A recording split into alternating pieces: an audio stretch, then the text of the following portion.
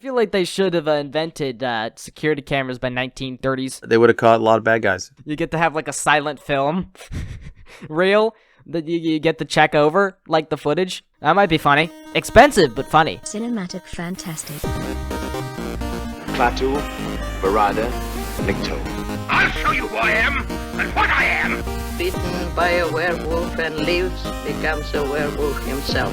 Open the pod bay doors, Hal. I'm sorry, Dave. I'm afraid I can't do that. Alive! It's alive! It's alive! Hello and welcome to the Cinematic Fantastic Podcast. I'm your host, Jason Weatherford. And your other host, William Weatherford. Get ready for opinions, dad jokes, and bad jokes as we watch and review sci-fi and fantasy films from the classics of yesteryear to the new favorites of today. Where were you when Mr. Strickland was killed? Well, I know where I was. I was recording Cinematic Fantastic episode 52, Abbott and Costello Meet the Killer, Boris Karloff. Which should probably, for reasons that will be explained later, should probably, instead of being a comma, I think that should be a semicolon. As in, Boris Karloff is in this movie, but who's actually the killer is a bit different than what you expect. Yeah, it is. I actually have a little poster that I found that it says Abbott and Costello Meet the Killer, and then it says also co-starring Boris Karloff. So that one's actually a little bit more truthful in advertising. But yeah, we'll explain. I think they also do that with the Boris credits as well. They just move Boris Karloff downwards and have the title like a gap. Where it's like, okay, this is obviously part of the cast. How many years did he just get called Karloff? Was it just maybe like 5 or 6? It's when he was in his like mysterious Frankenstein's monster era. It was in his Frankenstein era. Yeah. And then I'm pretty sure it went to like Boris Karloff more, when he was more known for that other thing he did. I don't remember. Oh, Arsenic and Old Lace. That one. I think that around this time, of course, he wasn't connected. Boris Karloff was not connected to the monster at all. I think he dodged a bullet. The fact that he wasn't in Abbott and Costello Meet Frankenstein, he kind of dodged a bullet because, they were making it kind of a joke, and he did not want his creation, which was a lot of it was him. A lot of it, he invested his heart and soul into the monster, and and it just started being kind of. I feel like for his role in this seriously. movie, that he actually was very serious in his role. Everything else was not serious. In case you don't know, it's Abbott and Costello, so it's a comedy mystery film. Right. It's not a comedy horror like Abbott and Costello Meet Frankenstein or Jekyll and Hyde, Invisible Man. It is that they are solving a mystery, except and Mummy. That there are humorous situations going on. So, do you want to kind of lay out what this movie was, what happened? Because I honestly, some of it is kind of confusing to me. So you're going to have to. I think that's an issue with the pacing. Like, the pacing is really not that great with this movie, first on the bat. Because, no. For a lot of the things that happen, it's, like, for really simple story reasons. And a lot of it is for comedy.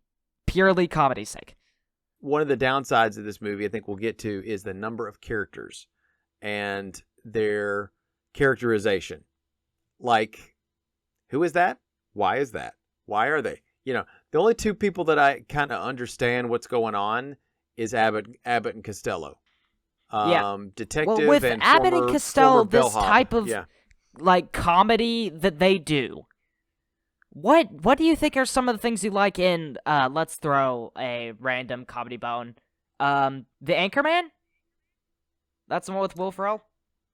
Oh, there is something similar to both of them. Yeah, what do you like about the comedy in The Anchorman, let's say? It's a lot of it is the ridiculous nature of it and the improv. Like a lot, the director of Anchorman, a lot of the other films similar to that, the same guy who did that, he films lots of takes, and he lets the actors kind of just be what they want to be, and try things out, and they're on the verge of making each other laugh. That, if you wanted to have a comparison between the two, I would say, Abbott and Costello are very pro improv and pro, ad lib. They called it ad libbing, but it was really improvisation, and they would do that on stage. They felt like that's where a lot of the humor really, is. Yeah, I think it's sharp. really interesting that a lot of like film people who are in the film space of mind and stuff, they have like a more, I guess, clinical sort of type of comedy where like, okay, we're gonna do this thing, but it's like, with all my knowledge of how movies work generally, applying information. Highly scripted, highly edited, multiple takes of the same very thing, particular, but doing the same thing. Very particular, yeah. And I think like throwing in some other people who are just, they're people, they have, different likes, and they're entirely, they don't know that side of the industry that well, maybe. So like the business side and everything. So they're more, willing to try different things and have like a different idea of how things are done. And then it's sort of surprising in many aspects. It's risky, and sometimes it pays off. I mean, let's throw a third bone in. Movies, Can you think of anything Seth Rogen has done? Well, Seth Rogen's been connected a lot with Judd Apatow, who is he's done a lot of comedies, a lot of Judd Apatow movies. Yeah, I can't really think of any like particular kind of Seth Rogen stuff other than like the Sausage Party and the Santa Incorporated.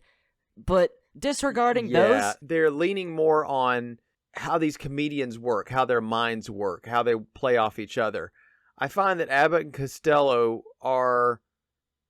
they're kind of doing it. They're doing bits. They're doing things that they did on stage before. If you've seen their stage show or you've seen them in person performing, they've done some similar stuff that they do into these movies. They're playing themselves, playing, somebody else. They're in fact, in some of the movies, I will say, they actually use the name Bud and Lou. They call themselves Bud and Lou in the movies. It's because that's kind of what they're playing. They do change their name sometimes, but that's who they're playing. Yeah, now, I think when I think about it, I think the thing that Seth Rogen seems to do is have like a solid idea. He's like, okay, I have this idea for this particular thing, and then throw like little jokes in it, that are like, maybe they're like a bit separate, ideas, I guess, but they're sort of like, we have to throw that in there. But he has like a grand idea for something, I guess, that he wants to do that sort of encompasses those tinier jokes. This, actually, yeah, they're very similar. Like making its own theme, I guess. So like we're doing a Santa Claus theme, but then we're going to throw in a bunch of, political jokes or something. Right. Or, a store is a lie, but we're gonna, throw a bunch of political jokes in there. I think there's one Abbott and Costello movie where they did, like, skiing, or, like, not like skiing, hockey, or something like that. This is on the ice, something so I'm about like, ice something, yeah.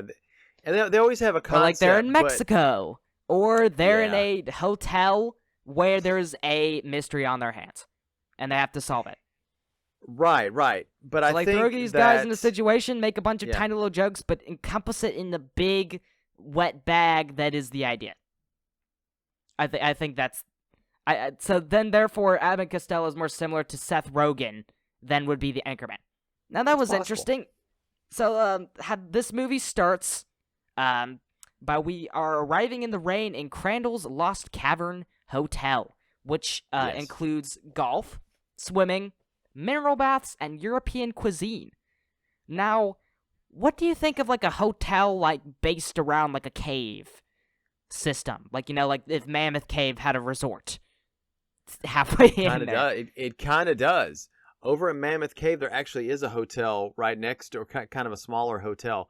and you can actually look little cabins, and you can stay there so that you can see all that Mammoth Caves has to offer, and you can keep going. I think one time when we went, we spent time there, but we didn't see everything there was to see. I think that we just didn't have enough time. But I think so like you've it would gotta be cool to have yeah. one, and like you can like you're sort of partly in this like mountain crevice sort of thing, like that one city like in South America, I think, with all the clay city or something. Oh, you're talking about Machu I don't remember Picchu what it's or something called. There's kind of a city on top of the mountain. It's like Machu Picchu. Yeah. The point I didn't is think there was that I didn't think there was I didn't think that the hotel was in the crevice. I thought it was like what you were like they'll so like drive a you out tourist thing. to. Yeah, they'll drive you out to the area and let you see it, but I don't think you like stay there and sleep there. I don't know. You have to educate me on that. Yeah. So they have golf there, which is definitely a must for a lot of people. Swimming, of course, is a good summertime thing. Mineral baths, which is a good luxury, although we see steam baths in this movie. So I was like, well, it's that's what I was going gonna to say. That's the only thing that you really see. And well, European mineral baths, cuisine, which could yeah. easily just be British cuisine, or like if you were Right. to imply 'Cause it that's correctly, considered probably be like Europe. French Right. cuisine. Or well, like they'd probably say English, but they're probably just saying European. Honestly, borscht. yeah. Have you ever been to anywhere in particular that had a mineral bath, hotel, convo sort of thing? No, but I've heard of those. There are mineral springs. Basically, they are like hot springs. You go there, and the steam is just coming out of the ground, and it heats the water and the minerals, and you're breathing in this mixture. It's supposed it's really good for like healing. It's supposed to like make you feel good. It's supposed to be like a healthy thing. I don't know. The jury's out on whether that's Yeah. If only we had onsens helpful. here in America, that would be honestly would be great. But we don't have the rocket shirt they have in Japan. So. Oh, right. But there's hot springs in Japan. There's also hot springs, here. But they're more. Probably have to go to they're more Canada. They're further out west. Actually, there's a lot of them in the western United States, like Arizona, California, Colorado. They're kind of more in that location. Yeah. So Amos Strickland is coming into this hotel, and everyone is wary at his presence because he's like a criminal inspector, detective guy. He's real big. As he's checking into the hotel, I think he's an attorney. Amos Strickland's a criminal attorney. An attorney. So that's Right. He deals with all the things, and generally is a big honcho. Yeah. As he's checking in, of course, Lou Costello is there. I think it's Freddie Phillips is the name of the character. He's a bellhop. He's there to drop a golf club bag onto his glasses. There's the golf. And feet. You're right. It said golfing, and there's your golf. Okay, so I was wrong. Thanks for About reminding me. There is half of golf them. clubs. We didn't Yeah. see no swimming. We didn't see no mineral baths, and I don't think we saw much European cuisine, unless you think champagne is European cuisine. Well, wait a minute. There's the sulfur kind of pits down in the caverns down below. I Yeah, wonder but if, would you like, really go in there? I think that was No, supposed well, to be boiling hot and melty. Well, that makes the water hot, and then the minerals in there, So Yeah, okay, that's it's how kind of a stretch. It's Frankenstein kind of a died in stretch. Son of Frankenstein. That's so, right. That's right. Yeah. sulfur pit. So he gets fired for this because Amos is like, God, just fire this dude, man. And he's like, okay, you're fired. He also barks like a dog because he says every dog has his day. And last movie, he also did a lot of dog-like actions. So I'm gonna say Lou Costello is canonically a dog. He's yeah. I would He's say like he's very close one of those to that. dogs from Up. He's just He just Oh, you mean like Doug or whatever his name is? yeah. He likes making noises. He's very I think him and Curly from the Three Stooges would be very similar in Yeah, but the thing making is noise with and like having Three Stooges is that's one of the Stooges. The other two Stooges are constantly there to keep it up. You don't have Curly yeah, by yeah, yeah. himself. And a lot of No, the times, Lou Costello in these movies is by himself because he's funnier without the straight man, I guess, is the idea. Yeah, sometimes. Which is fascinating because, they complete each other is the thing, so that there's a delicate balance. But without this, it's mostly Lou Costello, goofing off around by himself. And that, decreases the, it decreases the comedy value because it's too much of a good thing. But here's the thing. People remembered Bud as the straight man part of it. And later on, when they split up, and Lou Costello had another guy as his straight man, people were like, I don't like it. People were like, no. They were like, I don't. I do feel like he does. Abbott Costello does really get relegated to just yelling and arguing a lot of the time. Yeah, he does a lot of the investigation as well, but most of the time, he does. A straight man is yelling at whatever Lou Costello's doing. Yeah, straight. So I wonder straight who's the man real head of the show. Well, okay. In the eyes of the people. Can I tell you something real quick? There used to be a deal where the straight man would actually get paid more, and the reason why is to kind of ameliorate the feelings of not getting the laughs, because the comic guy is the guy that would get most of the laughs, but the straight man is just setting them up. And he doesn't get all the laughs, right? So they kind of make it like, and in fact, I think the way they did it was 60-40. Bud would get 60%, Costello would get 40%. And he was okay with that. I think there was like a disagreement about what percentage they wanted to do, but they eventually agreed on the fundage, from the shows they would do, 60-40. So I thought that was interesting because, especially with this movie having more Lou Costello, that how much pay each would get depending on percentage of what the actors are in, the length of it, because that was an issue. No. It's not necessarily the length. It's just agreed upon. They haven't agreed upon. We're a team. I get paid this much. He gets paid this much. Yeah, that makes sense. But that reminds me of something it did. I think there was a SpongeBob episode that I don't remember the title, but it was cleaning day or jellyfish catching or something or another. Sounds like that. Where it was entirely silent, and people were wondering why it was silent. As in there was no talking in there, and it was unusual, but also made the episode great and all, But because it exemplified how hilarious they could be without the voice acting, and that's because they wanted to book a 2-episode slot, but then they would have had to pay the actors twice for 2 episodes in the same thing, and they didn't want to do that. So they decided to keep the first episode with voices, and the second half episode has nothing. So they save money, and that so there was an economic reason, not a creative reason. Yes, but I think also the improvisation planning around that was great. Anyway, that's reminded me of that because of sort of the time ratio, how it factors into that, but also, as you said, it is a agreed upon thing. This having one episode, you pay $24,000 or such. I don't remember the exact value was for SpongeBob. It was around $24,000, I think. And then you have that if you're gonna do another one. So it is agreed upon, but it's also based on time as well. So likely movies would pay more than series, with an asterisk depending on how long they are, obviously. So they'd probably be paid more continuously over time as compared to one big pay with a movie. There is no telling though, because then again, it's all series. That is all scaled on the performance of the picture, right? It is, and series you get syndication, because as soon as they had syndication, you could sell the series to another channel when they had multiple channels. Oh, and advertising. So then definitely. If advertising flops, that's you get also royalties. A half issue. There are some people that are still getting money off of royalties they got for a show that was canceled years ago, just because of that advertising. Yeah. So, Freddie is going to apologize to Amos Strickland for this, but Amos Strickland is despondent.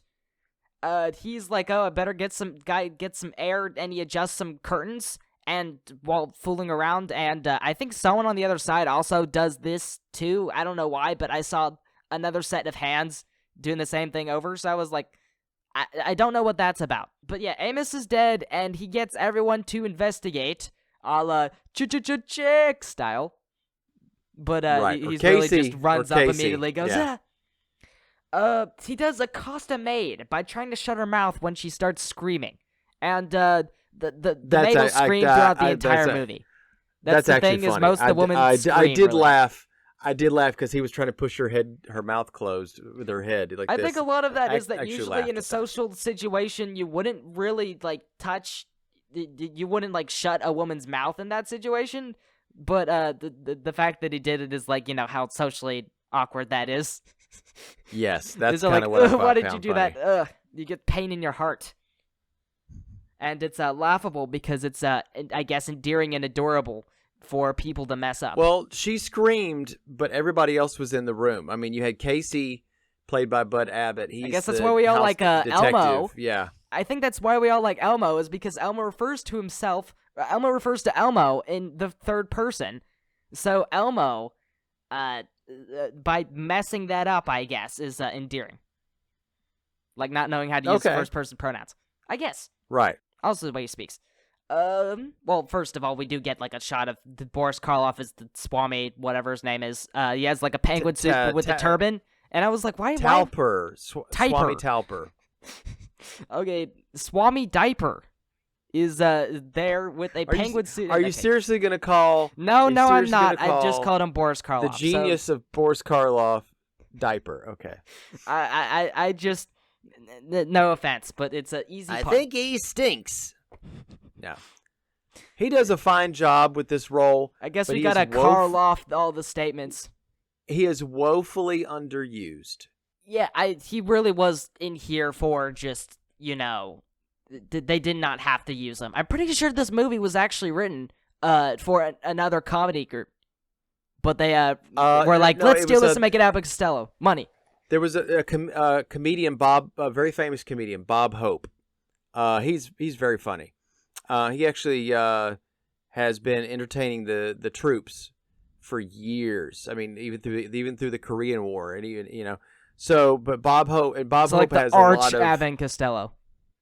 No, he also has a he's done movies with Bing Crosby, I think, as well. They decided, based upon the smash hit that was Abbott and Costello Meet Frankenstein, that they reconfigure this for Abbott and Costello, and then they were like, well, okay, so Boris Karloff has done a lot of publicity for Abbott and Costello Meet Frankenstein. You know, there's like little images of him like eating popcorn, going to see it. They're like, oh, well, if it's good enough for And they're like, that'll up the popularity. And I don't know how much that did it, though, as in comparison. But maybe they think they think it boosted it up a lot. But they were like, hey, let's see if we can get him to be a part of this. Let's write a part for him. Or let's have a part that was for a female Swami named Madame Switzer. Let's change that to Swami Talper, Talper, whatever. and then it goes to waste a little bit, just a little bit. Yeah, it's Except a for little bit marketing. of it's a red herring, and it's a little bit of a false advertising. But we'll go into that. You'll find out why. Very So shortly. Mr. Relia's weapon has been stolen. They think it is Freddy, especially when it ends up right under his bed sheets. However, Mr. Casey, who is the Abbott and Costello of Abbott and Costello, right, is the played- house detective. he's the house detective. He's on his side because he's like, oh, of course it can't be you, right? They Yeah, walk you're by too a dumb. suspicious You're too dumb to be the lady killer. who, I did not, Angela Gordon? Well, There was yes, like but another lady earlier, like I think it was like No, a- that's Betty. Betty. Betty Crandall. How many Bettys are we gonna have in these movies? And Betty. Since Betty. the mommy's ghost. How many Bettys are we gonna have that are desk work? Well, Betty. This Betty Crandall means absolutely nothing. She's just an extra person who you suspect. Angela Gordon, she actually has a bigger part in this movie, and I actually like. I thought it was This quite first entertaining. scene that they have her in, where it's like, suspicious, but then they blow her off for comedy because he's just Yeah, I think Casey just walks past. We're like, oh, we gotta go investigate her, and then he just walks away, and he's like, what? Well, do you remember?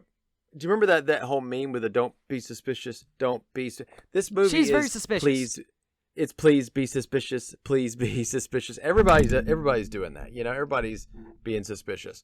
And it's all a bunch of red herrings. It's just red scarlet fish. Yeah. Everywhere. If we want to bring the cat out of the bag like a little bit without spoiling anything, is that the main investigator inspector guy, he already knows who it is, like basically from the beginning. And I'll mention that is one of the reasons that the pacing is not that great, is because it's like he already knows what it is. They're just extending it with more scenes of the same thing. Really, it's all for the same story function. I will tell you that by the time they reveal who the murderer is, I don't care. So Boris Karloff pops I'm so in sorry. I really when don't they're care. investigating his room, I guess. I think this might be like Mr. Aurelia's room or something. And then he just, you didn't see me. You didn't see me. He just raises up his hand and goes, you didn't see me. You didn't see me. I was never here. I was never here. And he's like, I didn't see him. He goes, I see him. See who? I didn't see him. See who? The guy who there? wasn't there. The guy who wasn't there.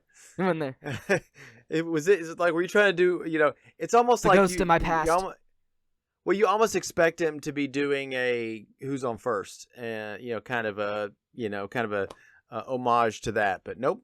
Well, next scene, Freddy begs specifically for not his arm getting twisted or being hit with a rubber hose, but he's being held as guest of the state. Oh, but okay, he's a guest of the state because he's a star witness, because they're like, yeah. we Now don't can think you did explain it. to me what guest of the state is? Don't go into what the movie interprets it as. What the guest of the state is. I don't know law. I just know what it means is that you need to stick around because you are a witness. Yeah, I know that you're fired, but we're gonna pay for you a hotel room to stay here.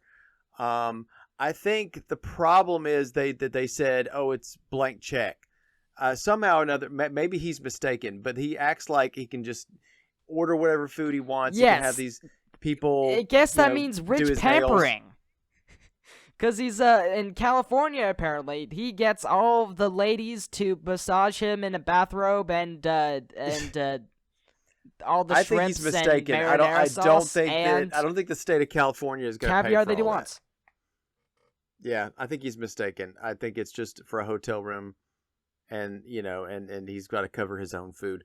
I don't think that they actually do a whole lot of stuff for witnesses. I think it was just for a bit.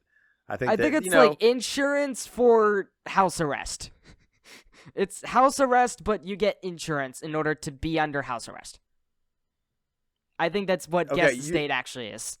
Well, your guest is as good as mine, so. Yep. So he and Angela comes in the room. They have a small bit where they alternate using the word murder and culprit. Basically, like, who do you think is the murder? The culprit. Well, who's the culprit? The murder. The murder. So a little bit of wordplay like they do with, who's on first. It's kind of secondhand wordplay. It's not fantastic, but yeah. Or second base wordplay. Little jokes. Who's on second? But she wants to have a date. Who's on first? Like she did in the first one, she kind of wants to have a date with Lou Costello, and I don't. Yeah, this is where what are they she tricks seeing this him guy into writing a murder confession. Right, right. You sign it because you wrote it for me. So yeah, it's like no, you have to get the murderer to sign it. Yeah. So Mr. Franklin is grilling the 7 suspects. Reportedly, I think they're like former clients, is what Wikipedia calls them. But that truth comes to light later, or that info comes to light later. Why those particular ones are being used. and honestly, I can't remember any of these people except for Boris Karloff. I mean, they don't really do anything, but they're in cahoots, which we'll see later. They're grilling them, but is pulled away by Casey, who thinks it's Relia because he got a telegram that they found in his room when he got hypnotized by Boris Karloff, or Freddy. Right. Turns out everyone got telegrams, and everyone has a bad history, just like Relia. They all have alibis. or rather, motive, not alibi. Sorry, motives. Well, they also have alibis that they were playing cards Later on. in his room. Yeah. Given info from Mr. Milford, then again, I had to like replay the scene to like hear the names of the people, so I may be getting them slightly wrong, especially later when I like just entirely was like, I don't care who I wrote. All their names are extraneous. Really. That guy, and then he did a thing with that guy. Who, when, where, and how, and if so. And why. And which, yeah. Yeah, he knows that Angela has history poisoning champagne, and so like, wait, she's with Freddy. And so they go save Freddy from the fate of being poisoned. Angela is like, yo, these allegations are false. But her alibi is her actual plan was not to kill him, but to Shanghai him. That literally is what she says, is to send him to Shanghai. That's an they call old... that Shanghaiing. That's an old semi-racist term for like you get knocked out and you wake up and you're conscripted as a sailor on a ship. So you get to work and you're like, what do I do? Scrub this, and you're like, why? She's like, shut up, you're Shanghaied. Yeah, that's the one thing that they did a lot of like some of those movies back then with Shanghaiing. Yeah. I think Freddy is being fed every antidote in the book while this is going on. He's just like, feed him this. Right. And he's like, like, you could have been poisoned. It's like, why'd you, why'd you make me drink everything in the whole place? Yeah. Next scene, in Freddy's sleep, Boris fails to hypnotize Freddy into, offing himself, by various means. So, but Casey snaps him out of it. This is kind of... If you get out of the fact that this scene is according to modern, viewpoints of addendum mortis, as we've called it, it's problematic. It kind of is triggering and problematic, but at the same time, they make light of it. There is the one thing where it's like, they're like, oh, kill the man in the mirror, but he sees him in the mirror from his perspective. Right. So then, but then that's where he's like nearly stabs Casey, and then they're like, "Bro, what are you doing, man? What are you doing? What are you doing, One thing man?" that I'll mention is, do you know how hypnosis works? Yeah, hypnosis is willing. Real hypnosis, huh? Real hypnosis is willing. It's always subconsciously willing. Yeah, it has to be. The thing is, there's You're always something... with like, placeboing your mind into it. Kind of, yeah. Kind of. That it's always something that you're willing to do. You won't ever do something you're not willing to do. You're just willing yourself to do it. If in a strange sort of, situation, you're like, hey, would you mind making a chicken sound? Like, they're like, okay. You could definitely pay somebody to somebody under the certain circumstances would make a chicken noise. Is that the way Charmed, the charm person works in D&D? I think you can't make them do something they would harm themselves like that. Yeah, you can't do something that they don't really want to do. Like, if their like top priority of a guard is to keep the heart of darkness safe, then you just go defeat the heart of darkness. No. I'm sorry. Yeah. No. Freddy is enjoying his new May role, as him disguised along with Mr. Carey are going to go keep the body hidden in the laundry room. They accidentally do not hide the body, and they find Milford's, so double trouble. They resolve to hide them in the card room, and Freddy gets hit on while traveling there. Here's where I didn't write the name of the guy doing it, but it's one of the dudes. He's like, "Hi there, I'm gonna hit on you." So it's also, according to modern standards, pretty problematic, because it's like he does not take no for an answer, and gets very all up in with Costello treating women. Business. The movie, I guess, is a little bit problematic. Again, it was all for laughs back in the day. Nobody, really gave it, any kind of It's interesting that a lot of this weight. is like, social unacceptabilities, really, is like what makes the comedy in this movie, is what is socially unacceptable. Like something you don't expect from it's amazing all how the things have changed over the years. Theater goers. All the fan-waving theater goers who are like, all they're polite and everything, but what they don't expect is what is funny to them. They sort of escape into that, what can't you do in real life that you can do in a movie? Agreed. Like turn into an animated bat and fly around. Right. They end up having to play cards with the corpses as well in Guys, which ends up with a little smack. Which he's like, "Can you give me a little smack?" And then he smacks him literally. He punches him. Yeah. Now, one thing about there are some wordplay with the bridge game that they're playing, where he's like, we're playing with two dummies. Yeah, playing bridge with two dummies. He says stiff hand. He said, "You got a stiff hand there." He's like, "Oh, if you only knew." What was the other thing? There's another thing they said something like, "These guys are gonna kill you," or "These, you're killing them," and it's like, it's a lot of wordplay, where you think it's a lot of double meaning to words. Double entendres, expertly crafted. Yes, that's very much so. Had a lot of their humor. Yeah, it's interesting that there's some of those, like, I haven't read and I Have No Mouth and I Must Scream yet, but there are like a lot of ones where it's like, very brilliant word writing, sort of like, that they churn the words very, very well. Like literally, the only thing I can think of is that in like Monogatari, and that's it. Which, by the way, is just story, which is a bit hilarious. Or Bakemonogatari is one of them. The Mon story, I guess, would be a little. Anyway, that's besides the point. The intelligent wordplay, barely see that really in media. I would love to do investigation into like some of those that do brilliant wordplay. Can you think of some? I was thinking about the what is it? It's a Danny Kaye movie. The Jester or something like that. It's where they do the whole the vessel with the pestle has the pellet with the poison, and the castle with the something has the brew. Chalice with the palace has the brew that is true. They turn it to kind of like a little funny little joke song.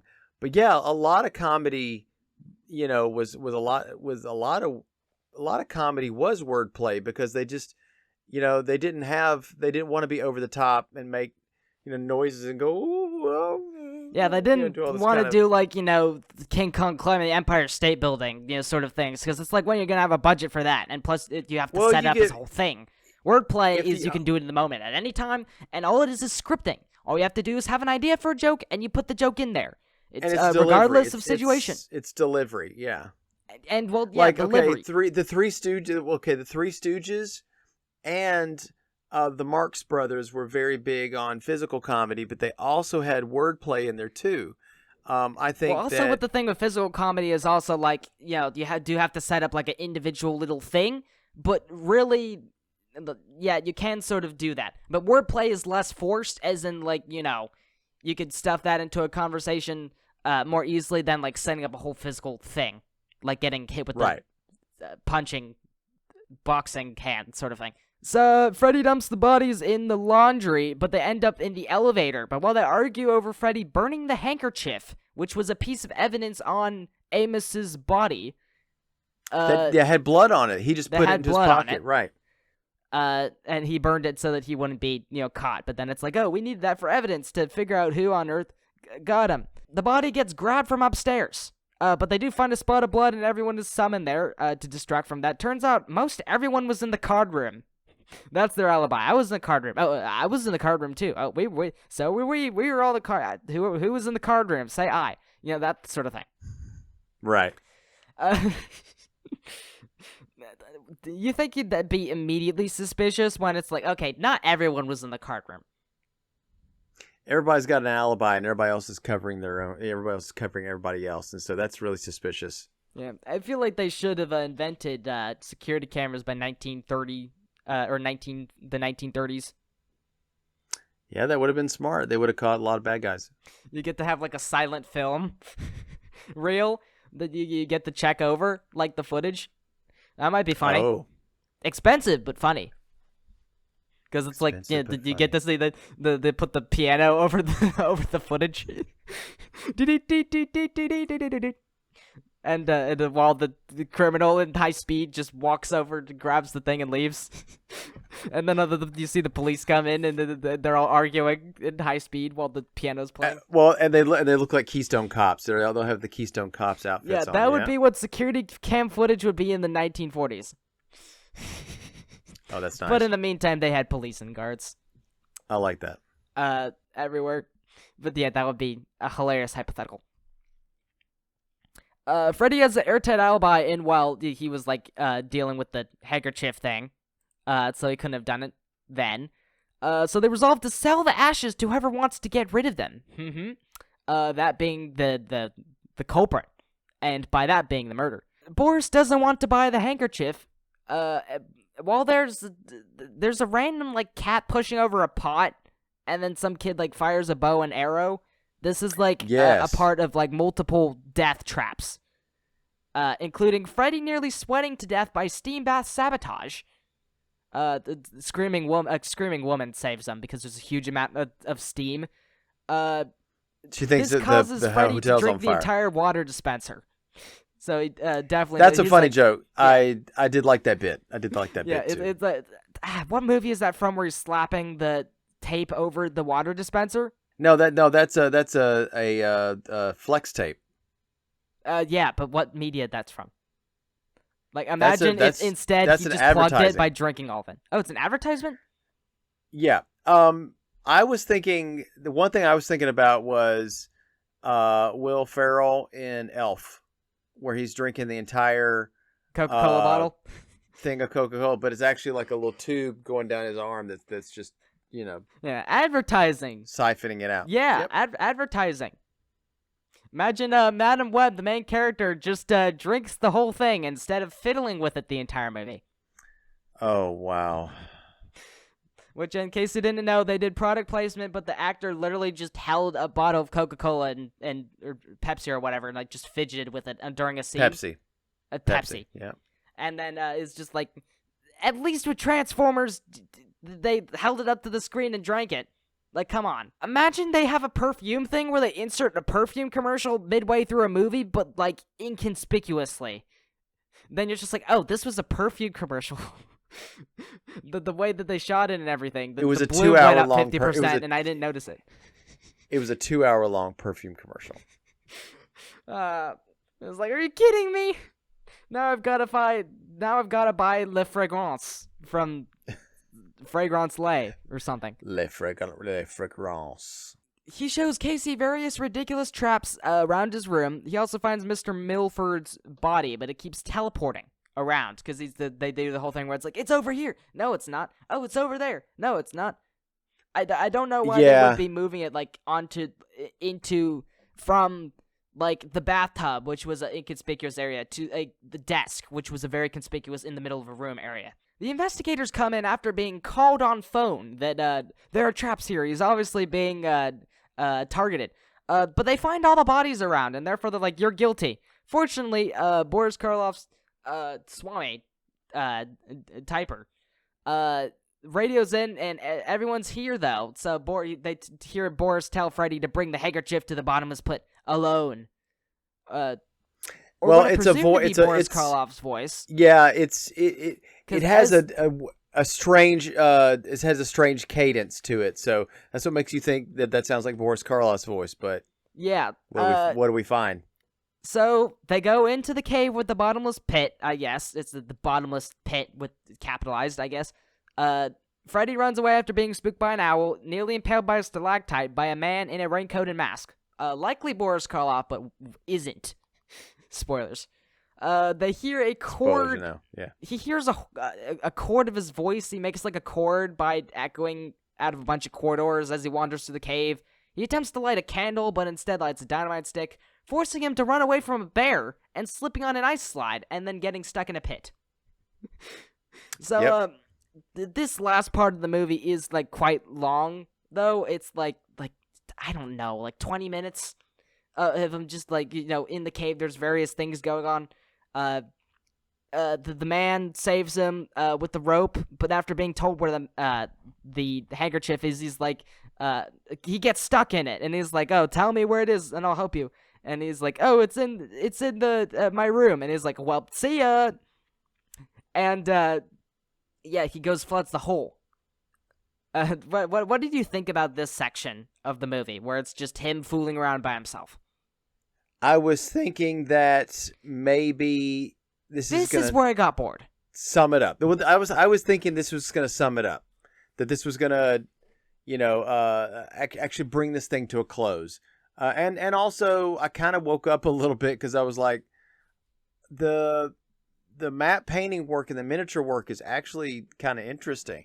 And also because maybe I was hoping that something really climactic would happen. That's kind of why. Which I guess really sort of is this thing where he gets stuck in the hole. The investigators who are in the cave along with him, but lost him part through the way, they go save him, and they are like, "Oh, let's go rush to the bedroom." That's where he went. Casey gets hit with the trap that Freddy apparently reset, trying to catch the murderer. So he thinks it's Casey because he went into the room. I didn't really get that, but obvious thing with the backyardigans thing, bringing us right back to the backyardigans whodunit episode, where it all ties together. The butler is suspected to be it until they see the culprit leave, and then 5 seconds later, they see him, the butler, coming from a different direction, where he's stuck in a closet. And then the culprit, he goes outside, and is far gone, but then 5 seconds later, the butler's in the closet. Many people speculate on how on earth this could have happened other than teleporting. Because it looks like Tyrone, both of them, so that's very suspicious. Very mysterious. Very mysterious. They all gather around to hear the true story. Milford had been blackmailing Cranford, and Amos Strickland came in to find out about this because he didn't know anything about it. Milford... Crandall. Yeah, Crandall. I wrote it as Cranford. That's my mistake. Crandall, he'd been blackmailing him. You're fine. Milford rounded up the 7 suspects to be distractions, and Sergeant Stone had muddy shoes from the cave. So Sergeant Stone is it. And he sticks up Freddy, but he gets hit with a hammer trap, and, well, that's that. They're like, "Yeah, congratulations, Freddy. You won the day. You ruled the day." I thought it was Manford. I really honestly don't care. I don't care. I wrote it Milford. So, Manfred. I guess that's one thing with these old movies is that without subtitles, it's hard to tell what they're saying. But they didn't have them in the theater, so... another thing is like... I found the script somewhere, but honestly, I just did that. I just was trying to familiarize myself with even what happened in this because it's a lot of pacing's fluff. bad. It's a mess. The pacing is very bad, especially when it's like, I know the answer to the mystery this whole time. You were just fooling around, different set pieces for no reason, because I already knew who it was. It's Sergeant Stone, though, is the one thing that sort of got found out because he had the muddy shoes. So that was one thing that was sort of hinging on him going in the cave, but I think what he said right before that sort of intuited that it was him. Well, it does end with, like, he forgot another trap existed, and then the inspector dude triggers it, and he's like, "Oh, I don't remember that was there. Or I forgot about that one. I forgot that one, yeah. I don't find that a funny ending, really. I don't think that makes the ending funnier. Abbott and Costello made Frankenstein as superior. Hold That Ghost is superior. I think the problem with this movie, well, one of the things is that it's, a mystery movie, so it's not really, it's a mystery movie with comedy thrown in there, like individual little skit things. But most of the time, they're going for, like, a serious, I guess, atmosphere. But also, it's incredibly simple of a plot in that everything that they do is really just superfluous. It's really... This has been done better. It's so simple of a plot, so very, like, the inspector dude literally, like, figures it out in the first half of the movie, or the first third of the movie, and then they're like, "Oh, let's just bork around with Lou Costello," and Abbott and Costello is there as well. That's really it. The thing is with Abbott and Costello Meet Frankenstein is they were on an adventure because they're bad guys that need to be stopped, but that wasn't like a particularly easy thing to do. Because it's like, oh, we have to go into the castle. They can fly around. We have this dude who's got a werewolf curse. How do we fix that? We've got to integrate it into a ballroom situation sort of thing. So honestly, it's like, what do you think about that? Do you think the situation is more complex with that than in this movie? And do you think that makes it better necessarily? No, the complexity doesn't make it any better. I think that some people think that whodunits have to be really complex, like Agatha Christie novels where there's multiple characters, multiple alibis. Those characters actually get good characterization. You don't get that in this. Especially when you throw time travel into the mix. I know a particular thing that was like, it's a mystery, but it's also got time travel. So it's like multiple timelines, I guess, really. Like with every one of like the 12 or so characters. Or 13 is the specific number. But okay. It's a bit funny that like how complex that can be made because it's like 3D. Not only is it like a timeline of how things happen, but also it's like multiple timelines. What movie are you talking about? The 13 Sentinels. It's not a movie. Oh, okay. I've got a movie that it's a whodunit. It was way better done, and it's funny. It really, truly is funny. It's a Clue. It's based off of the game Clue. Or Cluedo. Yep. That one did have multiple endings. It did. They made it different depending on if you saw it on TV versus if you saw it in the movie theater. Yes. Just now, like they did with like all the jokes Spider-Verse. Across the Spider-Verse, they changed it up slightly. Well, they do. They don't actually just show you the multiple they show you that's one way it could have happened. Here's another, and you get to see which one you like best. I think.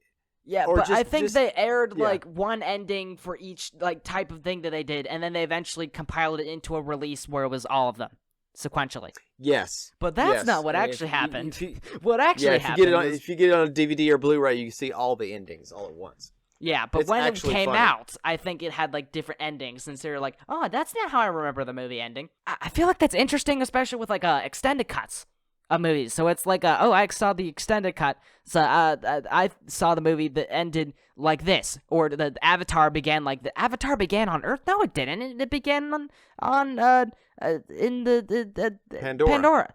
So the different versions that you see, depending on time, like you didn't see it the way that was originally like released in theaters, it's completely different. So okay, there's one theme with this kind of movie, and I want to see what you think about it before we talk about the production. A movie that's a success, they try to recapture the success of a previous movie and kind of fail, because they fail to realize what made the first one great. It's not these bullet points, these things we have to hit. It's something that goes beyond just a bare bones description of it. Yeah, I think there's also a time element with that as well. It's like, things can be popular at certain times, but then they may like fade out, as like it gets old, or like that was a really specific thing. Westerns, I think, had their heyday in the 50s and 60s, and some then in the 70s, away. And they kind of, they're still, people keep making really good ones, like Unforgiven, 3:10 to Yuma. They make really, that's the remake of that. Could say the Fallout TV show. That's not a Western. That's more of a post-apocalyptic, but got some elements of that though. Yeah, well, there's some really good Westerns that have been made since the 90s, and every time they make them, Tombstone is really good. Every time they make one, you go back and go, well, Westerns are back. I think honestly that is what, I don't know if it was Steven Spielberg or somebody else that said that the superhero movie was going to be like the Western of this time frame. Like you're going to just see this. That's boom a good of one. Marvel and has sort of faded. Down. Yeah, Marvel by the third phase has like really faded in the consciousness of everyone. I think we're in the fifth phase now. Oh my goodness. The fourth and fifth phase is where it kind of started, kind of dipping, you think. Oh my goodness. Like, phases don't even mean anything anymore, right? It doesn't even mean anything anymore. Dude, the Infinity Saga, and then the next one is a new saga toward a new thing. It's the next big multiverse thing. saga. Like, is what literally, they call like, I it, don't know, yeah. phases, maybe an unpopular opinion, but it's like, the fourth phase is entirely setting up for fifth phase is not really, like, yeah, fourth phase has to have, like, something built up into, like, its own little mini arc, you know? Otherwise, it's useless. Make it all into, like, the one big thing, really. Yeah, That's they're the one gonna thing where, like, they're- they made they're- a phase, and then it's, like, you know, that built in, like, the Avengers movie, I think. Or, like, the second one built into... Yeah, you have to do this. You Civil have to War. do this. The solo. You have to do the solo movies individually to introduce these characters and make you actually care about them and build up to something. But yeah, to Marvel is build up trying to to, sort yeah. of, you know, be in the wheelhouse of like, oh, this worked well, let's do it again, but it didn't work as well. That is what's happened. That is exactly what's happening. That's what's happened. Well, that's what happened with And this now movie. Marvel's in shambles. I think currently there's like a thing over like Robert Downey Jr. and being Doctor Doom. Yeah, I don't know whether he's going to be like Is it gonna an be like alternate. two people if Iron Man is in that one and Doctor Doom is in there? Okay, well, here's the thing. I don't know if he's Victor Von Doom, but just looks like Robert Downey Jr. Kind of how like you can have the Human Torch played by Chris Evans in one universe, and he's and there's a Captain America that looks exactly like him. I don't know if they're going to be able to bring Chris Evans back. He said that he would come back under certain conditions. I do right now. The Is he like in Captain his America 40s? character is a different guy. Or like late 30s? Early 40s, maybe. Yeah, I thought so. I was like, that's sort of like a thing where it's like, I'm in my my early 40s, or I'm in my 40s just generally. And it's like, and I sort of want to, movie business Branch sort out, of like maybe. plateaus, I guess, at 40. To me. You can sometimes. No but offense there's to a lot you, of in case you want to there's become a an lot. actor. Yeah, there's a lot of actors that have in their later time frame have done really really good work. Yeah, how old I were mean- Abbott and Costello when they were doing their stuff? Right about now. Well, okay. Here's what's another actor that made most of their great work after 40? Boris Karloff. Yeah, but then of course he was sort of like in a plateau of his career as well, so that stays true. Yeah. I don't know how old they were when they were doing these. I think they were probably He's sort of in like their in a I don't know how much I late want 40s. to be in the business. No. Well, late 30s, maybe early 40s. Yeah, That's I what guess I'm it makes thinking. sense for in the 50s for them to phase out. Then, Yeah, it kind of fizzles out by the end of 50. Yeah, because they're just old geezers. So, speaking of them, let's get into a bit of a production. Okay. Give me a couple of Specific- details. Well, specifically, Mr. Man. I believe this movie was going to be a Bob Hope feature film. It was the original script was called Easy Does It. And then they're just like Universal- swipe it for an entirely different group of people, and it's like it really is such a general idea that they could go like, oh, just a general mystery story. Oh yes, grab it. Right. So It begins on a dark and stormy night. So we're gonna do some magic right now because my earbuds are starting to fail. I'm gonna do a magical trick here. I'm gonna put my hands over my, and then we're gonna make the other ones appear. Oh, magic! Magic. New earbuds. Magic. The That's magic the power of the power of electronic cinematic. batteries. Fantastic. Yeah. The cinema fantastic. And also the oldest effect in the world, jump cut. So it was originally called Abbott and Costello Meet the Killers, but the S was dropped because there was a Rob Sid Mack noir called The Killers, and that was made 3 years ago. So Charles Barton is back as director. I'm telling you, almost every single film that they've ever done. I just is with thought of Charles a Barton. joke to make where it's like the Killers 7, I think, and it's like, oh wait, there are 7 killers in this one, so it's literally the Killer 7. Amazing, Right. Just like Right. the media it's the, property. It's the Magnificent Seven. So let's see. 7. There's 7 in a row that that Charles Barton did with Abbott and Costello. They really like this guy. He understands them. After Abbott and Costello Meet Frankenstein, he directed them in Mexican Hayride and Africa Screams. Africa Screams is very well known. A lot of people know that movie. It's kind of their kind of jungle Tarzan. George of the Jungle. Yeah, without a George of the Jungle. It's just Abbott and Costello, out there. Yeah, I guess this is some of the things. I in bet this you there's movie some. where I it's bet like, you there's some racist humor probably in there. Maybe it's like the ending of the movie where it's like that one scene from George of the Jungle. I see a bit where it's like, this is a classic comedy moment. Now we will all lift our heads back and laugh. Get ready? Ah ha ha ha ha ha. That's the Wow. thing. Oh my goodness. And Okay. nostalgic movie, I guess, for people who love George of the Jungle. So they wanted Boris Karloff to be Frankenstein's monster in Abbott and Costello Meet Frankenstein, but he declined. He had retired off the character for himself. He didn't want to be involved in a movie that mocked it. So but he did help him publicize the movie. Like I said, he ate popcorn and took photos of himself going to see the movie. Who knows if he really saw it, but all the people online on them Twitters going, thank you to Olive Garden for sponsoring my meal, right, or something. And it's when okay. when they didn't at all. Yeah, it's faking it till you make it is what it is. Is you're trying to act like you were sponsored before you got sponsored. But they actually did want him to go see that movie. Yeah, that's why I don't understand like taking a photo of your food, because it's like it's like. Are you trying to sort of advertise them?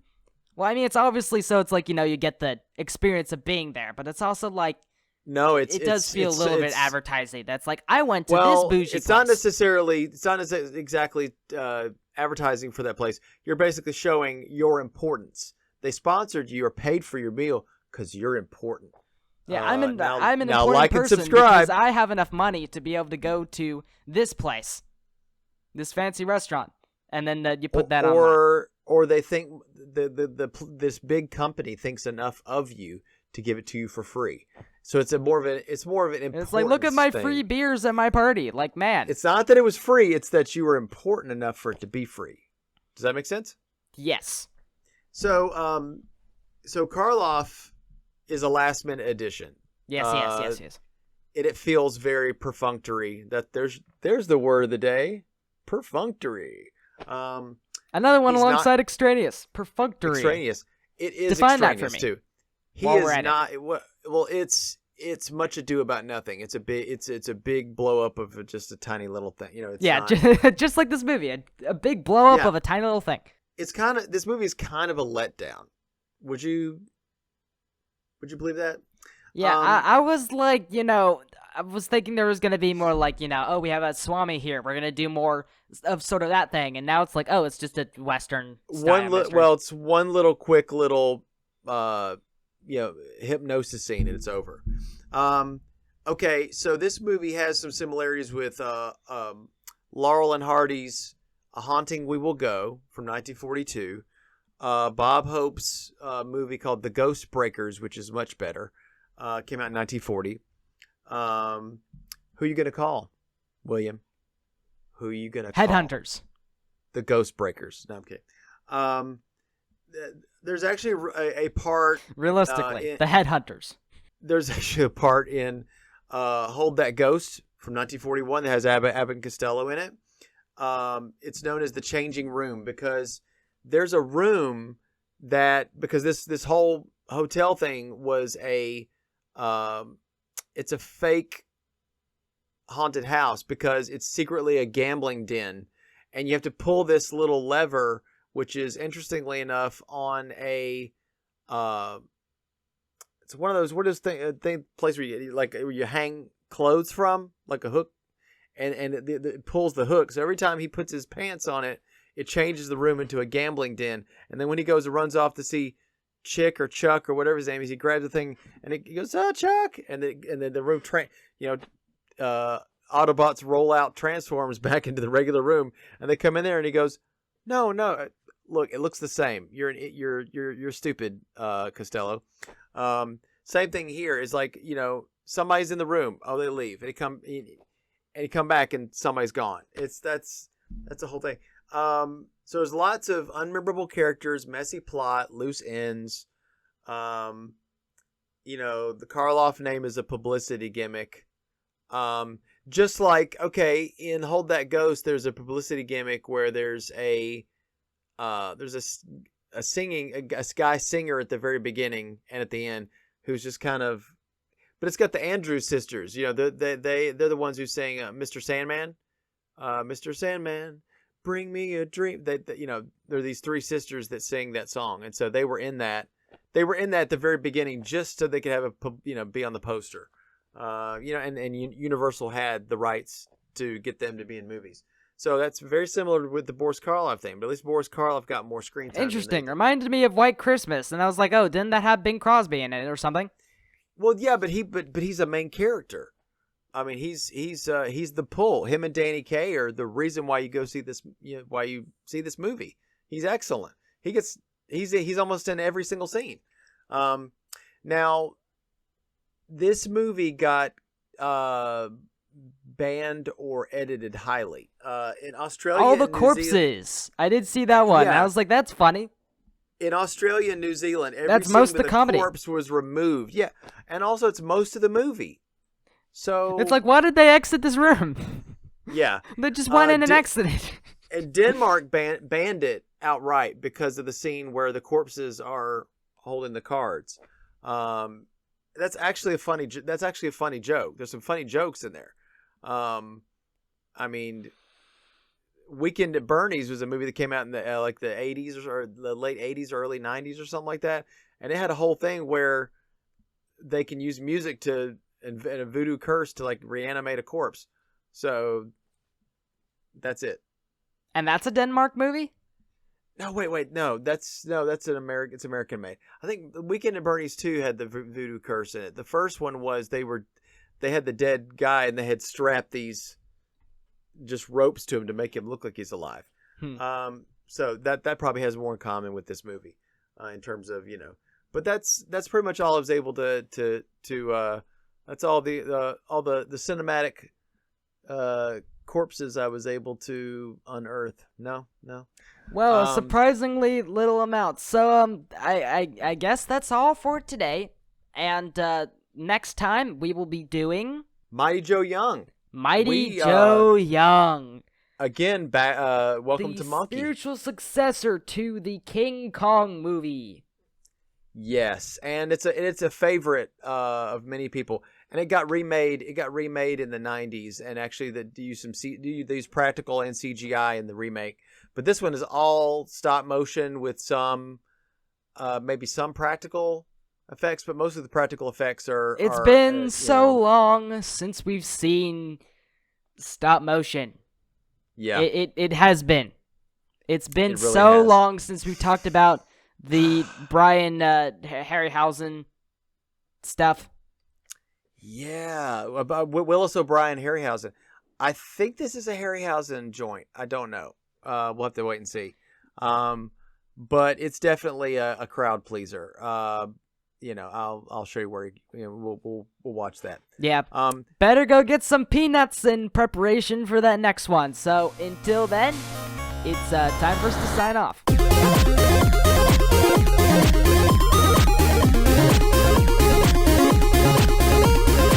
Thanks for listening to Cinematic Fantastic Podcast. Click here and here for some more excellent content. Hope you'll enjoy it. See you soon.